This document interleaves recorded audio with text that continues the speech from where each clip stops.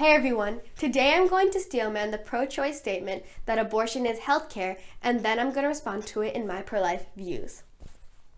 So in 1982, 3 months pregnant Robyn Bowen was informed by a doctor that her unborn child would drain important nutrients and put a strain on her failing kidneys. So she was recommended an abortion to save her life. The doctor warned her that if she didn't get an abortion, she'd die. So abortion is a medical necessity for Robyn Bowen's situation. She could lose her life if she doesn't get an abortion, just as her doctors told her. Also, abortion is healthcare because a pregnant woman can have many symptoms that can cause much difficulty in her life. If she has a sickness like cancer, she may have to abort her baby for her own safety. And the baby is like a parasite. It eats the mother's body and sucks the life out of her. If she has an unwanted pregnancy, she has an unwelcome parasite who's eating her body against her will. And there are so many instances where a mother could die if she doesn't get an abortion. Women used to die of childbirth, but now with our modern medical equipment, women can save their lives with an abortion. When it comes down to it, the mother's life is more important than what's living in her.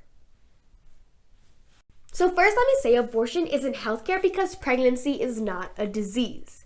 A woman doesn't go to the hospital during her period thinking she has a disease because it's completely natural, as is pregnancy. It isn't true that the fetus eats the mother's body. It also isn't true that the fetus is basically a parasite. Because when you think of it, the uterus serves a purpose more for the child than for the mother. It's designed to hold and nourish a baby. If the child was a parasite, the host would immediately reject it, and it wouldn't be of the same species. The womb is specifically designed to fulfill the needs of a developing person. In fact, it's the only purpose of the womb. Just as a mother must breastfeed because a newborn depends on her care. Also, despite what you may think, abortion is not medically necessary. When the mother is undergoing serious problems during her pregnancy, such as high blood pressure, heart disease, cancer, and diabetes, she must do a preterm delivery.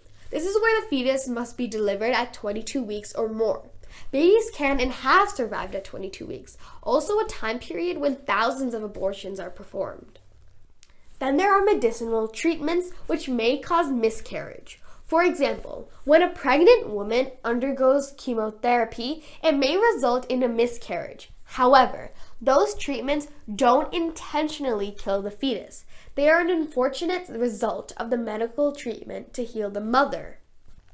There is also a life-threatening case in pregnancy where both the mother and the baby's life are threatened. It's called an ectopic pregnancy. An ectopic pregnancy occurs when a fertilized egg implants and grows outside the main cavity of the uterus. This is fatal for both the mother and her child.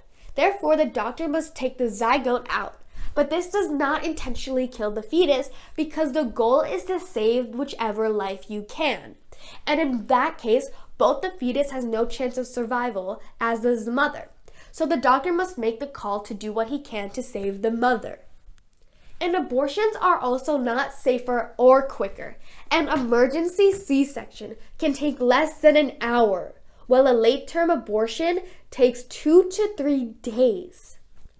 So let's review. 1. Abortion isn't healthcare because the womb's purpose serves the child more than the mother. 2. Pregnancy isn't a disease. It's just natural and in fact wonderful. 3. Abortion isn't a medical necessity because there are other warranted solutions where the fetus isn't intentionally killed. And what happened to Robyn Bowen? She actually refused to have her child aborted, and after 12 hours of induced labor, Robyn Bowen gave birth to a healthy baby boy, Brandon Clute, 3 weeks early. There's more.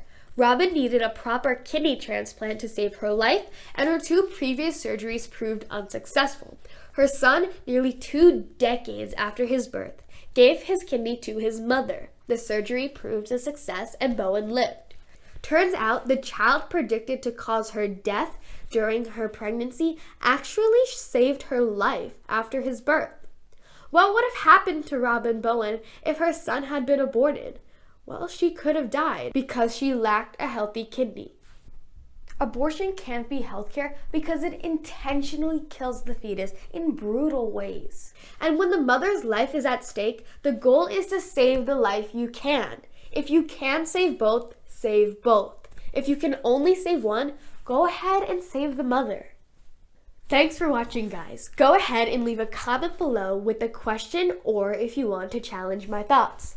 And check out my other previous videos, and next week I'll be talking about whether a women's reasons to abort are justified. Thanks!